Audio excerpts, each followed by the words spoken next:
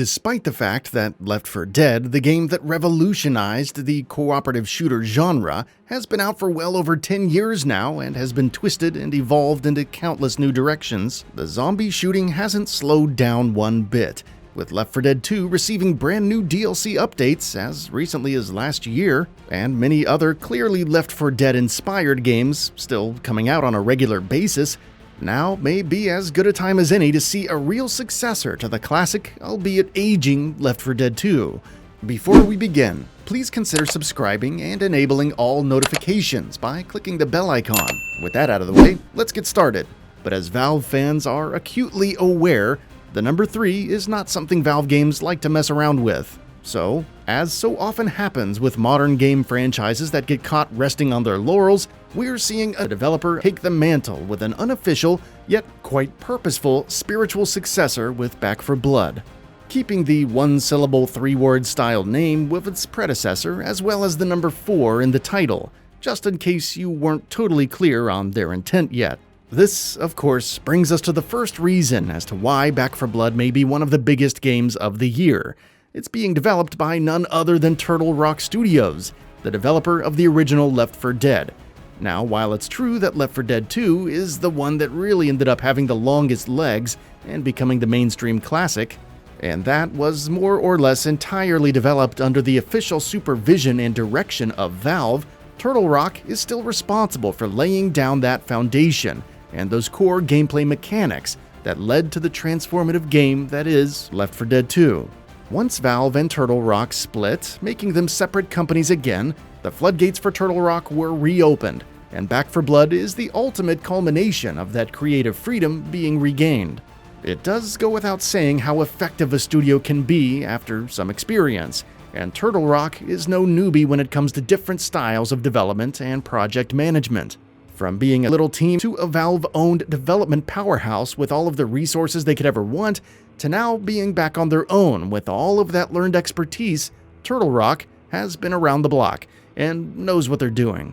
None of this would count for much, of course, if Turtle Rock hadn't been keen on changing up the formula somewhat. Of course, you can't just release a Left 4 Dead clone and expect it to do well, necessarily. If you really want to maximize the potential of the moment, you need to upgrade the format and take some meaningful steps forward with it. This is perhaps the most meaningful piece of Back 4 Blood's vision, its progression of the squad shooter genre and its new ideas. Chris Ashton, Turtle Rock's co-founder, has stated that they want the context of the events around Back 4 Blood to be much more forward-thinking. They don't want to just focus on the apocalyptic elements of the world, but rather the rebuilding of it.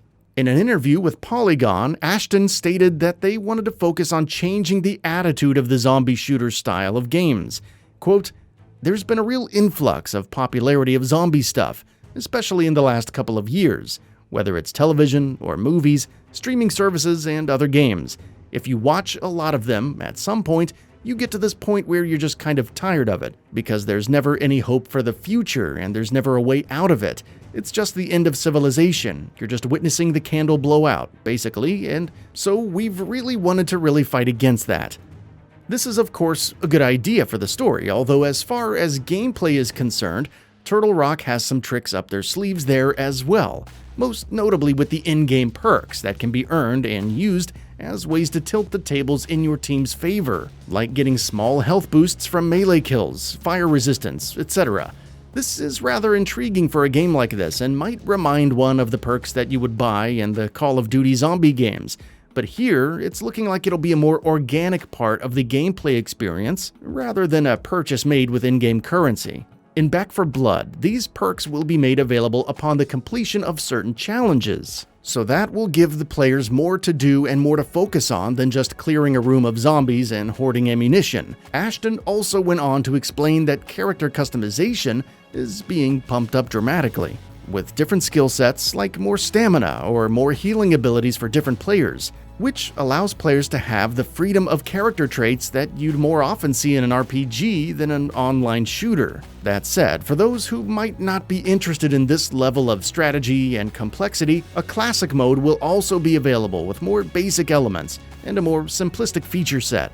While that is nice, it does seem pretty clear that the more in-depth modes with the unlockable card decks of perks and abilities seems to be the main attraction, and as somebody who has been waiting for something deeper to come out of this genre for a long time, I am far more excited to see what that is all about. Turtle Rock is also promising a fully featured PvP multiplayer mode that puts the cooperation aside and gives players a chance to hack away at each other, as different variations of the Ridden, which are Back 4 Blood's various monsters and zombies.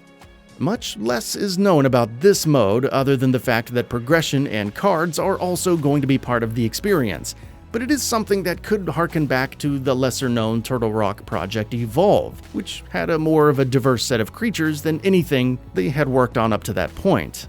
This is something that could be a bit of a wild card for the game. It could absolutely fade into obscurity with the co-op aspects of the game being more front and center, but it could also just as easily wind up being a huge hit, depending on how well it's handled and balanced out. But either way, it's definitely nice to see them taking some swings at new ideas.